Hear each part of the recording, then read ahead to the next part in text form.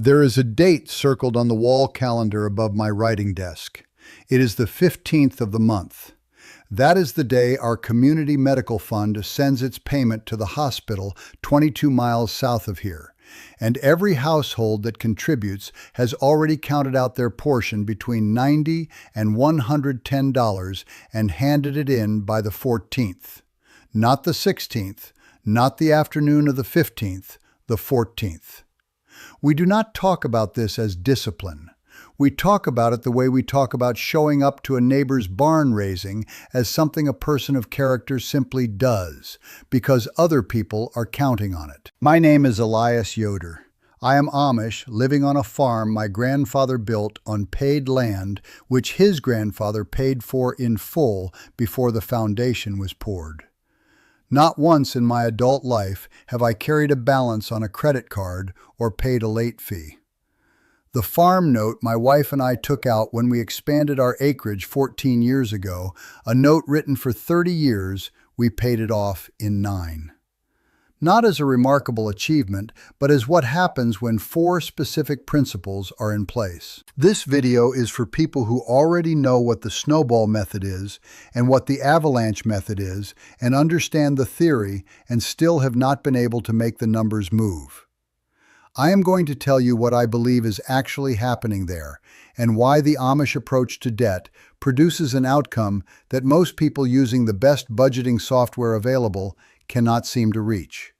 A 30-year mortgage paid off in an average of 10 years. That pattern is documented across multiple Amish communities by AmishAmerica.com, and it is the number I want you to hold in mind as we go through this. The 4 Amish principles are community accountability, the moral weight of money owed, cash as a daily practice rather than an occasional choice, and mutual aid as the real emergency fund. I am going to take each one in order. But first I want to tell you about the thing that runs underneath all 4, because without it, none of them make sense. We have a word, Gelassenheit, which you say like Gelassenheit. It is a German word, and in plain translation it means yielding.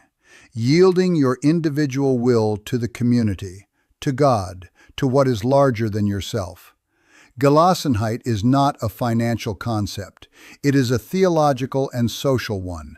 But the financial outcomes that follow from it are real and measurable. And I think they are what most personal finance advice is actually trying to manufacture through workarounds and willpower substitutes.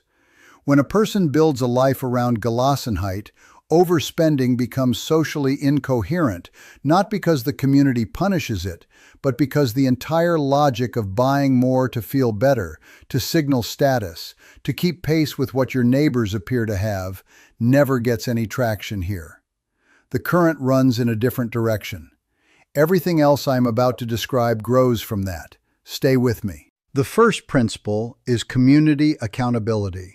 And I want to be specific about what that means, because the version most people have tried is not quite this. An accountability partner who encourages you is not what I am describing.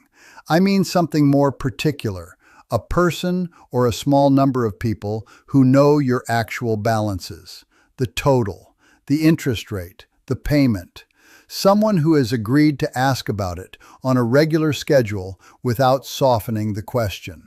Not someone who helps you feel better about the situation. Someone who holds the situation clearly alongside you. In our community, the accountability is structural. When a neighbor borrows for a farm or a business, the deacons and the bishop know about it, not because we have no privacy, but because money owed to a lender outside the community weakens that household's capacity to participate inside it. To help at harvest, to contribute to the medical fund, to show up when someone 2 farms over loses a barn. Debt is a community concern here, because what one family owes is money that will not be available when the community needs it. That changes the emotional weight of a minimum payment entirely. Total household debt in the United States reached $18.8 trillion in the fourth quarter of 2025, according to the New York Federal Reserve's Household Debt and Credit Report.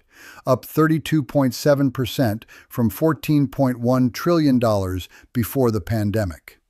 The average credit card balance sits at $6,715 as of Q4 2025, according to TransUnion, with an average APR between 21.00% and 21.52% as of Q1 2026, per WalletHub and LendingTree.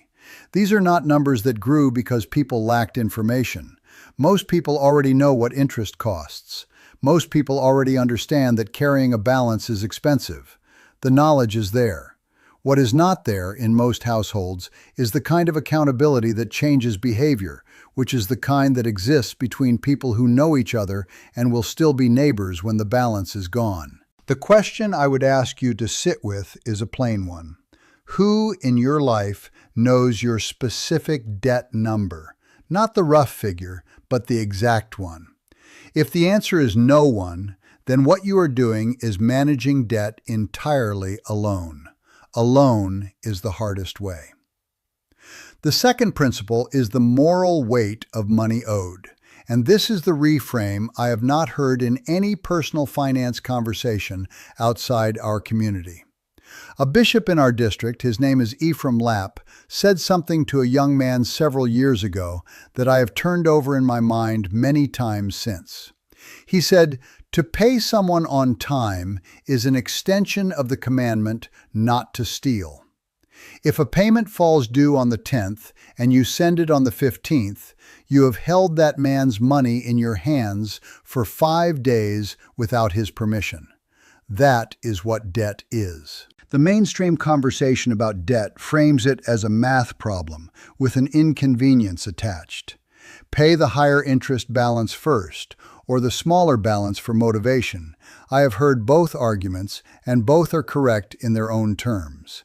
The Amish do not spend much time on that debate because we do not carry enough debt for the method to matter.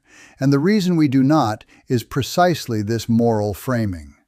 When you understand a carried balance not as a financial instrument, but as something closer to a delayed repayment of what already belongs to another person, the minimum payment stops feeling like a responsible choice.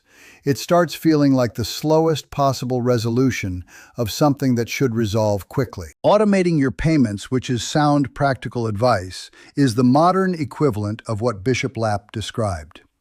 It removes the friction between when money is owed and when it moves. We handle our accounts by hand, so we do not automate. The principle beneath it is the same. Paying on time is not a financial strategy. It is a moral posture, and treating it as one changes which decisions you are willing to make. The third principle is cash as a daily practice, and I want to be careful here not to overstate what I am recommending. I am not telling you to cut your cards. That is not my place, and it may not be practical for your situation. What I can tell you is what paying cash does, mechanically, that a card does not do. When you pay cash, the transaction settles at the moment of purchase. There is no float, no deferral, no end-of-month reckoning to negotiate. The money leaves your hand at the exact moment the goods enter it.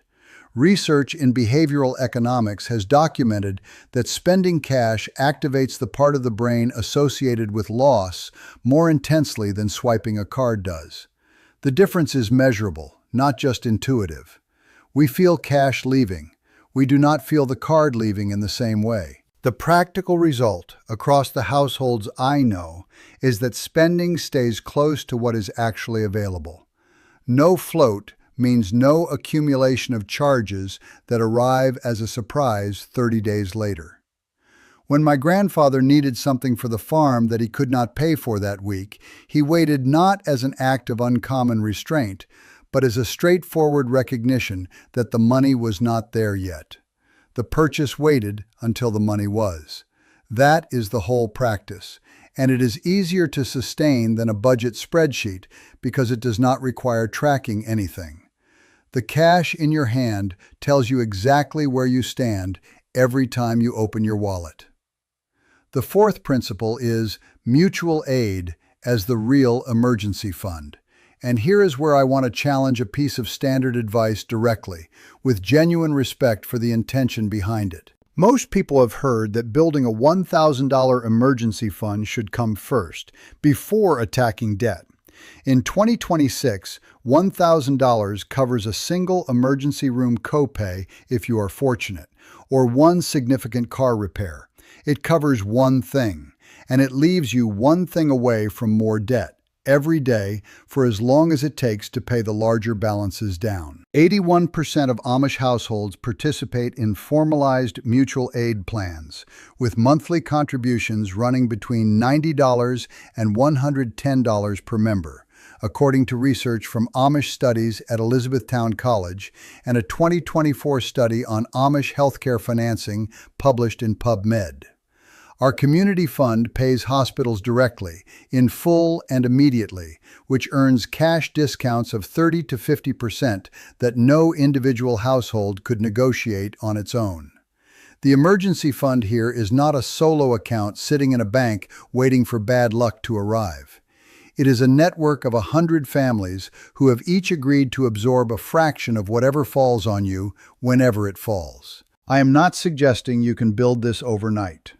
Mutual aid of this depth takes generations to establish, and it is built on relationships that take years to develop. What I am pointing toward is a different question worth asking. Why is the individual emergency fund so difficult to build and maintain? Part of the honest answer is that a household simultaneously servicing existing debt, covering current expenses, and building a private reserve all at once, with no structure standing behind it, is carrying a weight the math was never designed for. The Amish system distributes that weight across the community.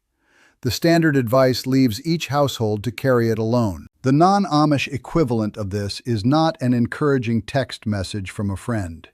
It is a person or a small group of people who know your specific balances, have agreed to a real role in your situation, and are prepared to contribute something concrete if the situation calls for it.